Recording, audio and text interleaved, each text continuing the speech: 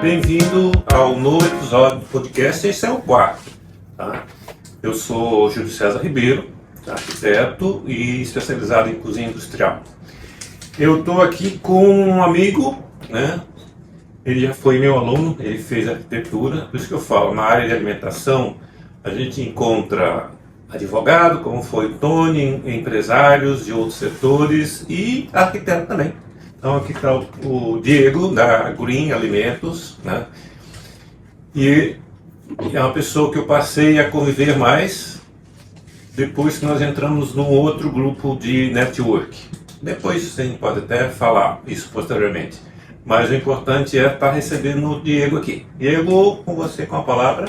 Opa, eu sou o Diego, eu estou há 12 anos tocando Green Sabores Naturais.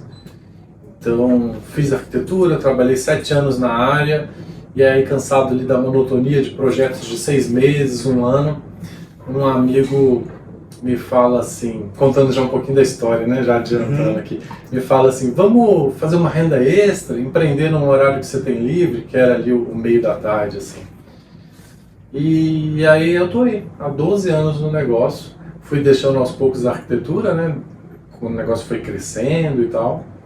E a grande diferença, né, como eu estava falando, monotonia do negócio da arquitetura, 6 meses, 1 ano com o mesmo cliente, com o mesmo projeto. E o restaurante não, é todo dia, 100 clientes novos, 100 desafios diferentes, sempre tem ali, todo dia é um dia novo, algo diferente. Então esse aí eu acho que combina mais com atividades da minha cabeça, assim, algo mais rápido, mais dinâmico.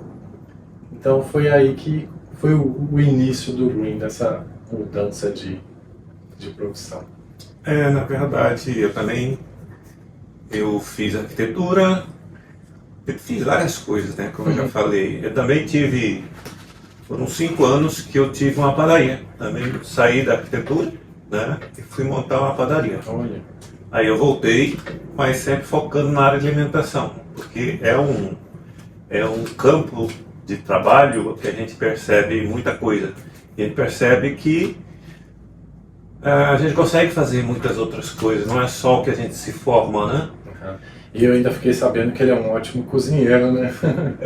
Eu enganei muita gente. Tem a paixão pela gastronomia, né? Isso é legal. Eu comecei a cozinhar na época que eu estava na faculdade. A gente ia para estudar, antigamente o pai dava o dinheiro para a gente estudar só. Então, ou estudava, então para descansar do curso, né, de cursinho, faculdade, para entrar na faculdade, uma forma de relaxar era fazer comida. Aí eu comecei a fazer, morava com meus irmãos. De longa data já. Um tempo atrás. Enfim, a gente gosta, né, de cozinhar, eu gosto muito de cozinhar. Não enveredei para uma área totalmente profissional, chefe, dono de restaurante, não, eu fiz um curso de chefe de cozinha. Aliou aos projetos, né? E sempre, né, existe uma relação muito, a gente não percebe, mas o projeto, ele lida com equipamentos, material de construção, mas os conceitos que a gente usa para fazer um projeto é os mesmos conceitos que a gente usa para elaborar um prato. A gente pode falar isso posteriormente, outros, né? Bom, o Diego começou rapidamente a falar, mas agora eu vou pedir para ele como que surgiu a Green na sua vida. Eu sei que você falou, sim, mas se quiser aprofundar um pouco mais. Foi a transição, né, da arquitetura para o restaurante. Então, iniciou com um amigo meu gastrônomo, tinha acabado de se formar, e aí chamou para fazer essa renda extra. Então, a gente bolou tudo, não é uma franquia, como alguns perguntam. Então a gente bolou ali no início 5 sabores de sanduíche, sucos naturais e tinha o cookie.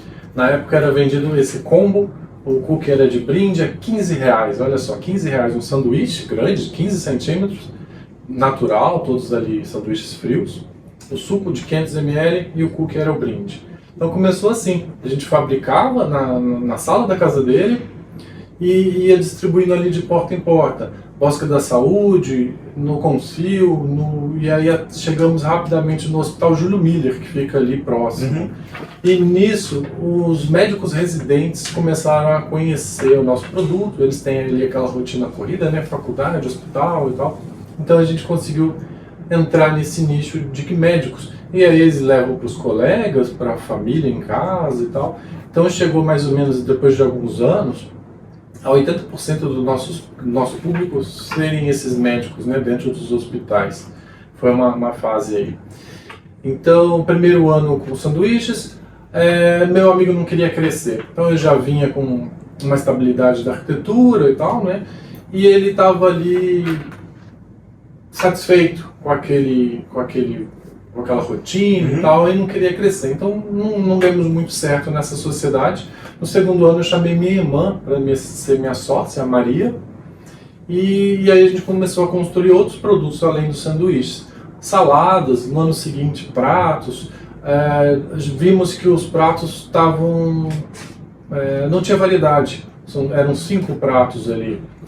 Logo criamos o plano alimentar, aí já eram 40 opções diferentes. Então o negócio foi desenvolvendo novas linhas de produtos, atendendo em outros horários também, ao longo desses anos. O caminho, foi mais ou menos isso, um grande resumo assim, né, da história. Acho que é o caminho, acho que da maioria das empresas de alimentação sempre começa pela coisa pequena. Geralmente a pessoa que gosta de cozinhar, né, tem uma mãe que gosta, alguém da família ou ele mesmo gosta, o caminho geralmente é esse. É muito difícil já começar muito grande. Né? Então, não é porque a gente vai sentindo, principalmente quando o Diego era da área de arquitetura, eu não sei qual que é a área da irmã dele, mas alguém que está fora da área e resolve investir, o ideal mesmo é que comece menor. Porque os riscos são menores. São menores, você vai sentindo, você não tem um risco de começar muito grande, sem muito conhecimento, sem muita estrutura. Tem até uma brincadeira, acho engraçado, se não der certo a gente come o estoque. Mas é isso, gente.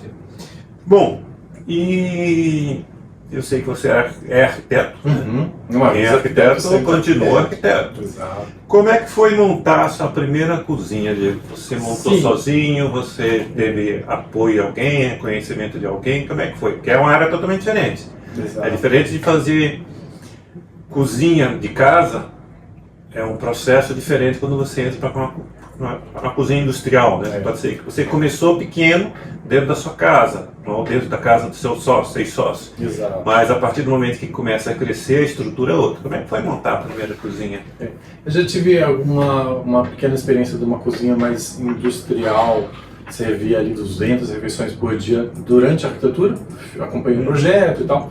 Então aprendi bastante nessa obra. Na época eu era funcionário, então tinha um engenheiro, ele ensinou muito, tinha um especialista em cozinha.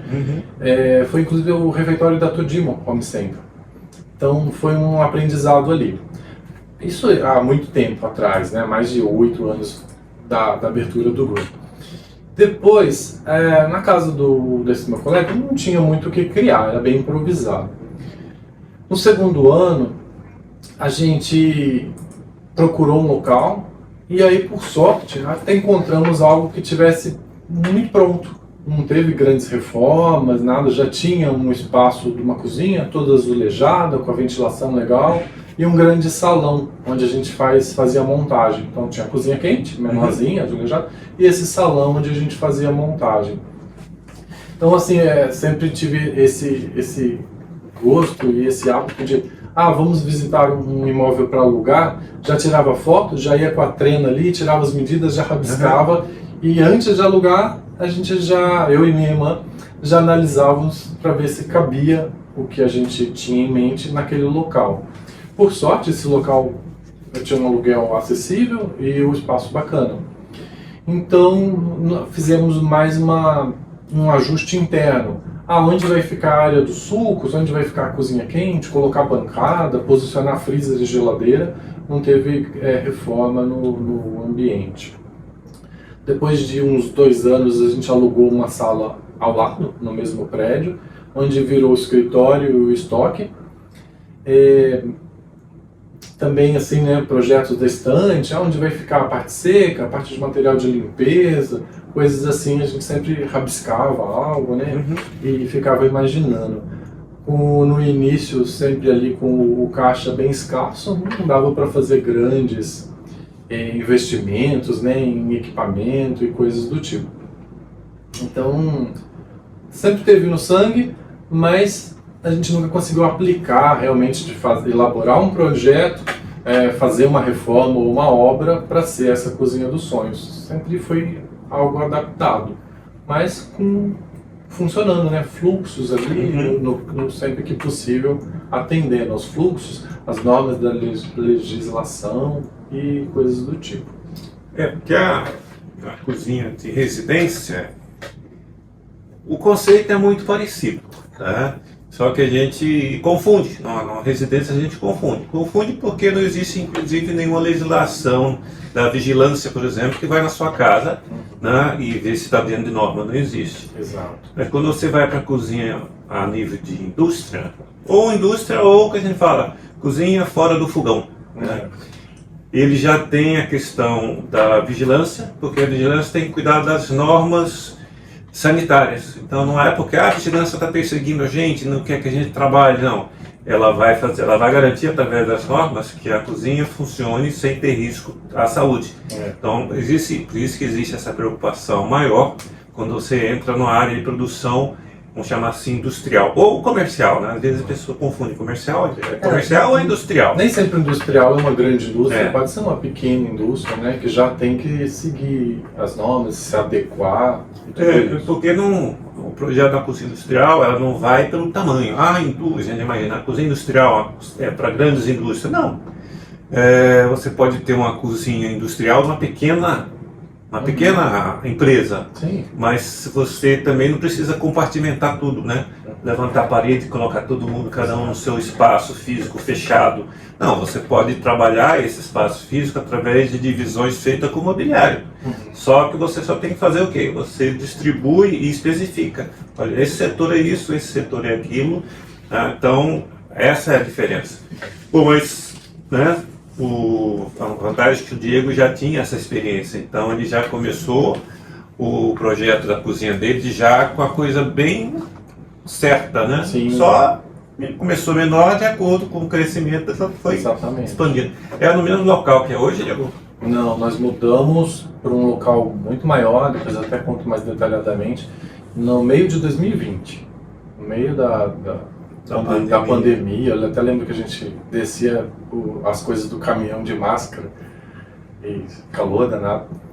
Mas então os primeiros 7 anos foi nesse ponto, que era menor. Tinha um grande problema de fluxo, que esse a gente não conseguia resolver, que os entregadores sentavam logo no hall de entrada. Então entrava o cliente no meio dos entregadores, saía ali os pedidos ali também, tudo nesse hall. A gente não tinha duas saídas. Essa questão de lixo e tal acabava tirando fora do horário de funcionamento, né? Mas entrada de alimentos, a gente procurava também fazer as compras para entrada fora do horário de funcionamento, mas era um grande gargalo do ponto, era esse, era o estacionamento, que não tinha nem para as motos, e o fluxo de entrada e saída ali de pessoas do prédio. Eu conheço a Green onde está hoje e é muito bom, né? Sim. O espaço físico é legal e vou deixar o Diego, né, falar daqui a pouco, inclusive mostrar alguns produtos que ele trouxe aqui, né? Não sei se ele vai deixar a gente comer, porque a minha cunhada falou, olha, tá faltando comida. Eu falei, tá bom, vamos pensar. Mas eu trouxe hoje para o Diego mostrar o que ele tem. Isso aqui é muito pouco, gente, muito pouco do que ele tem a nível de volume total de produtos que ele faz. Então, ontem, completando o que você está colocando, até para complementar, eu estive com a Cíntia Antunes, que você conhece. Sim. É uma excelente profissional, uma ótima pessoa, né? Ela falou justamente isso. Por que você pega o mundo dos confeitarias? Por que tem confeitaria que está crescendo, está dobrando, abrindo novas unidades, e outras que estão fechando e apenas reclamando que não encontra mão de obra, não tem mão de obra disponível, está muito difícil. Onde que está essa diferença? Está justamente na equipe como ela trabalha. Né? No treinamento, que essa que está fechando acha que é bobagem, é desperdício de dinheiro, aí ela começa a trabalhar com uma equipe que ela não oferece nada. Descompromissada. Ela mesma não tem compromisso com a equipe dela e a equipe vai ter menos compromisso ainda. Então a diferença não está na mão de obra, na falta de mão de obra. Às vezes está no empresário querer investir, além da estrutura física, equipamento, investir também na questão dos recursos humanos. Exato. Então a diferença está aí, quem cresce e quem permanece ou fecha. Né? E o Diego, ele começou fora da área, mas com esse tempo todo que ele já está, ele já aprendeu que investir em mão de obra, em equipe, é fundamental para o negócio dele. Exatamente. Isso a gente vai aprendendo às vezes na marra, às vezes não. Em termos de fluxo e espaço, isso impacta na sua operação? Ter um fluxo correto, ter um espaço físico eu nem correto? digo que hoje é muito correto, Júlio, pois o espaço da montagem é um pouco grande, comparado, vamos dizer, com uma grande franquia de fast food, que a gente vê que a pessoa frita a batata aqui, vira para o lado, já está a embalagem, já está o mantedor, é tudo muito compacto. Isso economiza tempo da pessoa ir andar para lá e para cá, né? É menos cansativo. Lá ainda tem que caminhar um pouco, as coisas não são tão próximas e compactas. E aí a gente volta ao investimento de equipamento. Você tem um grande investimento para ter uma bancada refrigerada embaixo, uma área aquecida para montagem aqui e as embalagens estão logo em cima. Então esse aí é um outro patamar de equipamentos, né? Então, para ter esse tipo de coisa, é mais investimento. A gente tem um espaço bom, mas o fluxo, digamos que não é o ideal. Mas funciona, tem a área quente, a área molhada, onde acontecem as higienizações dos legumes, verduras, dos alimentos. Não é, acho que chama área molhada, área de higienização.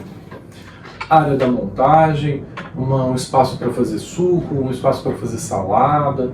Então, dentro do nosso negócio, o fluxo funciona bem. Só essa comparação com a otimização, né, ao nível máximo, a excelência, que a gente ainda não conseguiu atingir.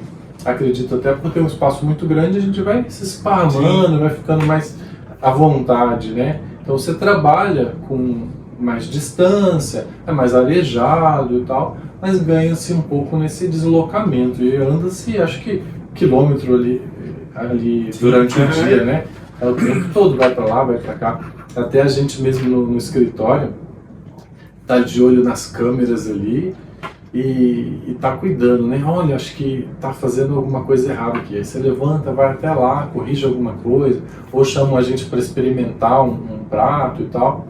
Vai até lá, dá uma olhadinha. E isso é 10, 20 vezes por dia, né? Levanta, vai, volta, vai, volta.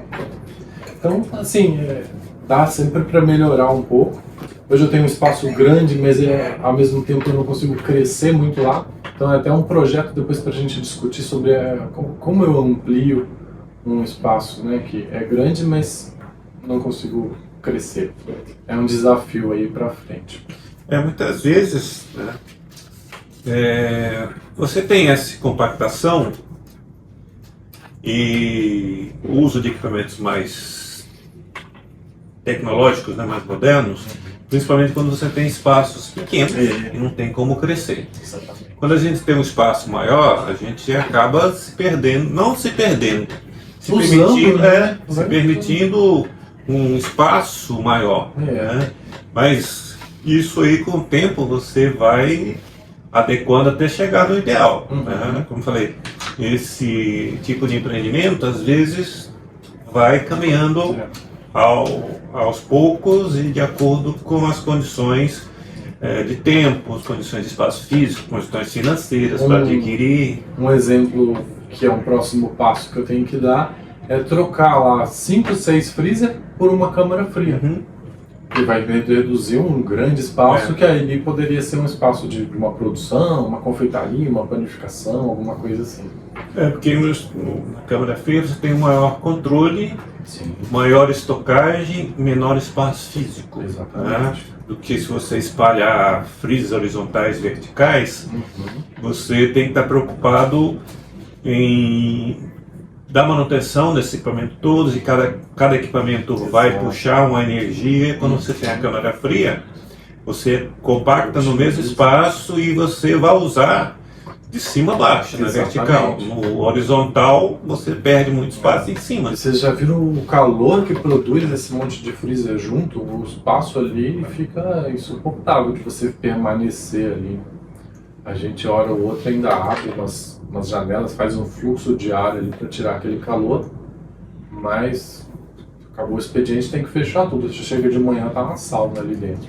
Com a câmera fria acaba isso, né? Ela fica do lado de fora, a parte quente. Você não desperdiça espaço, inclusive, né? Você usa o que é importante numa alimentação, num espaço de alimentação, na área de produção, né? É ocupar tanto horizontal como vertical. Né? Lá eu não ocupo muito essa parte vertical. E é muito legal, porque se você não ocupa o vertical, ele vai fazendo o quê? Mas você tem que limpar, né? Você vai sujar, vai estar empoeirado.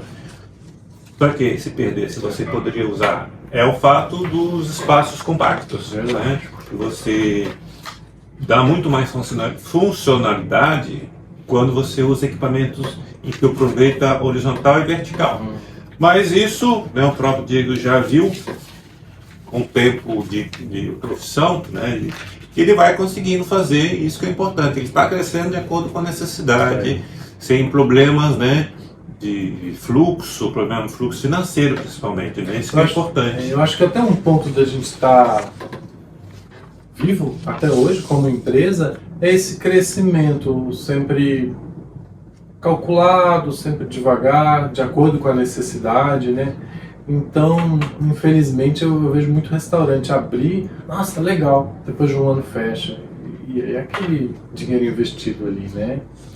Então é um ponto triste. Existe até um número que os negócios de alimentação não passam muito de 2 anos.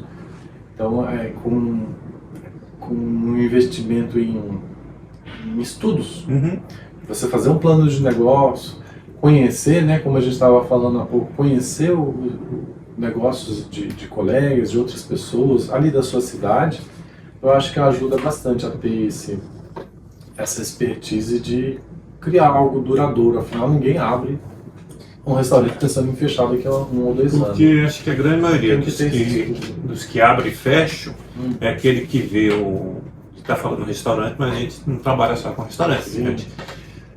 De ver o restaurante apenas com a questão social. Principalmente quando você tem pessoas fora da área, a pessoa guardou um dinheiro, né?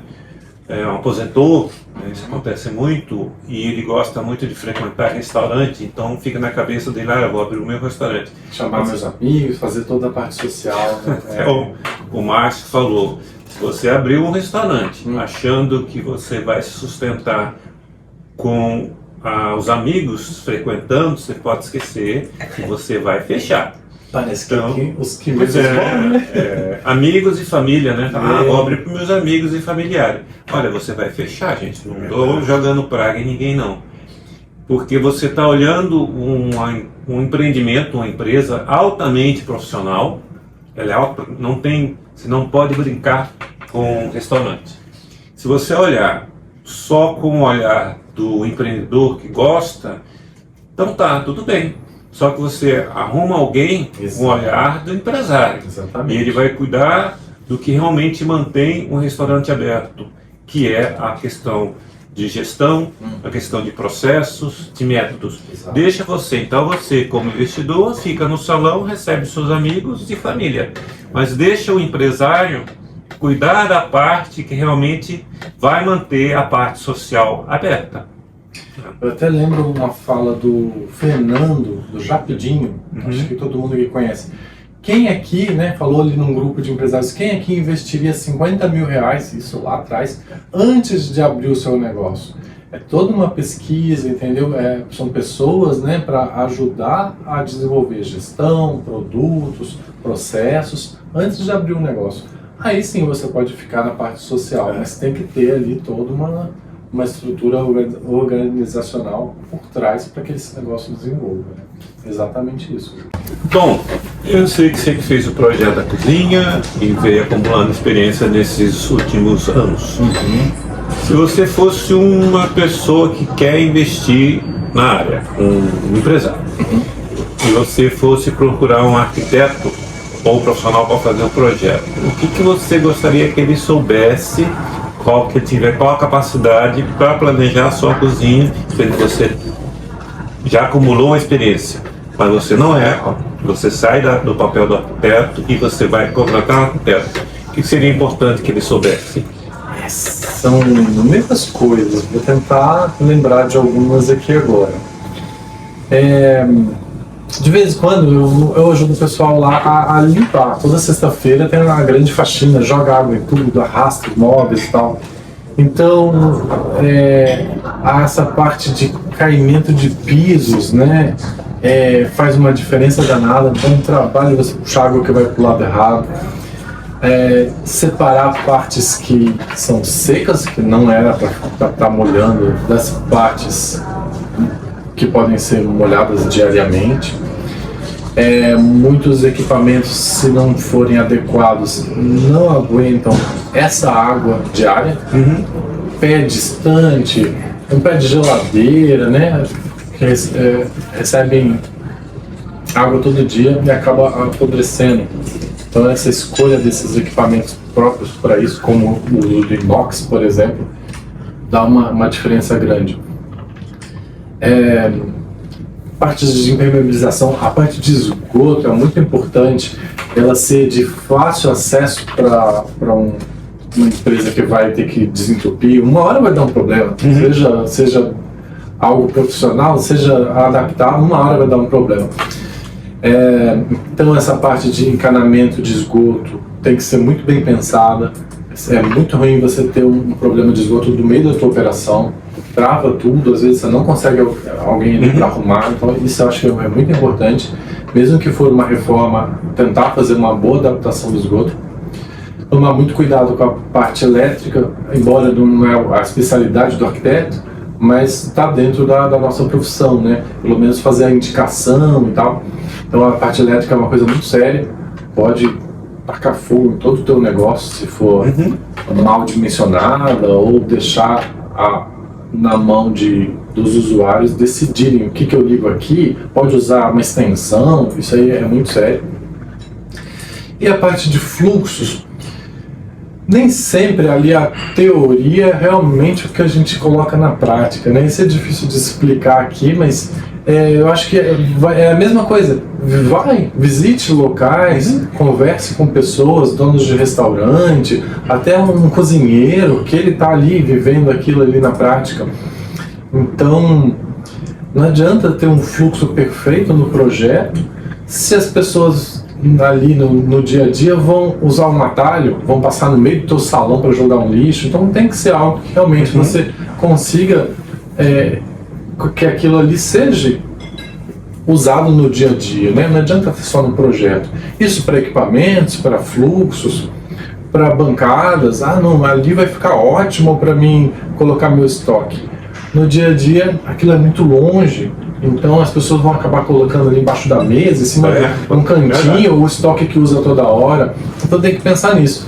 Uma operação, na hora que está funcionando, não tem como você ficar saindo para fazer um negócio. Não, é ali a correria o tempo todo. Depois que acaba, sim, você organiza tudo, repõe o estoque, tira o lixo. Então tem que ser pensado também com a cabeça de quem vai usar, do cozinheiro, da faxineira, né, do pessoal da reposição ali.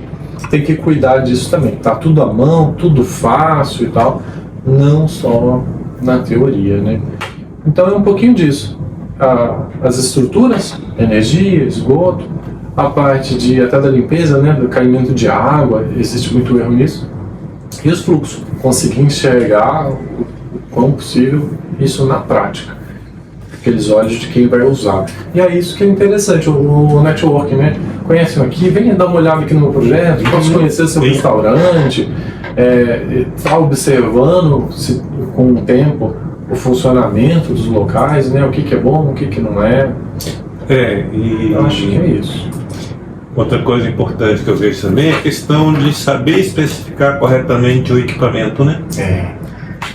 Prever daqui a quanto tempo que também eu vou estar. Se hoje eu vou começar servindo 10 refeições, em um ano você tem que estar em 30, 40, né? No início a gente cresce mais rápido. Então, dimensionar para que daqui a tanto tempo eu consiga ainda estar utilizando esse equipamento. Então, às vezes a gente cai nessa armadilha de eu vou comprar um negocinho aqui, uma geladeirinha, um fogãozinho, mas depois você vai ter que desfazer daquilo e comprar um novo, aí o novo já não cabe no teu espaço, então tem que tomar cuidado. Pelo menos planeje o equipamento pequeno agora, que é o que a gente pode, mas que depois vai me caber o maior, né? Planeja espaço para que caiba isso. Que é uma empresa que ela cresce, né? Ela cresce. E às vezes cresce muito mais rápido do que a gente imagina. Mas não, então se você não prever esse crescimento, você vai inviabilizar um negócio, né? Porque você não planejou que sai esse equipamento menor, entra um maior. Ou você mudar o processo. Então, por isso que eu falo, para fazer um projeto de cozinha, a pessoa tem que saber cozinhar ou pegar a assessoria de quem cozinha. Não tem essa coisa, eu sou arquiteto, eu entendo de tudo. Esquece, não é você que vai estar fazendo aquele alimento. Pega ou conversa com o chefe da cozinha, com o gestor. Assim como no projeto, ali no processo da cozinha também tem muito essa terceirização. Chega um nível que você já não vai mais lavar o teu alface, você compra tudo higienizado e pronto. E aí tem vários processos que podem ser terceirizados, você já traz tudo pronto, depende ali do tamanho da tua operação. Se você quer enxugar, tem espaço pequeno, pouco funcionário, tem que ter coisas pré-preparadas e tudo, né? É até um negócio que você também, né, presta essa consultoria de cardápio, de processos e tal. É um ponto interessante. Se encaixar no seu custo, por que não ter que, em vez de lavar o alface, você perde tempo, vem sujo, há um desperdício, há uma perca. Se encaixar no seu custo. E lembrando que esse custo não é nosso, ele é repassado no produto, né? Então você só tem que saber precificar para ver se aquela forma, mas eu vou comprar o alface lavado. Sim, mas você vai eliminar uma mão de obra, um tempo que você também está pagando para ele ficar lavando alface, né? Tirando o pozinho, né? Aí já é um assunto para outro podcast. Aí é outra mas isso é importante. Sim, com certeza. A gente está chegando no final. Eu vou pedir para o Diego apresentar o produto dele. É verdade. Eu trouxe aqui, a gente está brigando. Antes então, nós estamos aqui brigando para ver se ele financia essa parte, passa a ser um apoio nosso para ter sempre o produto dele, porque realmente é de excelente qualidade. Diego, apresenta o seu produto. Então, o Green Sabores Naturais, aqui eu trouxe, a gente tem uma diversidade grande de serviços, digamos assim.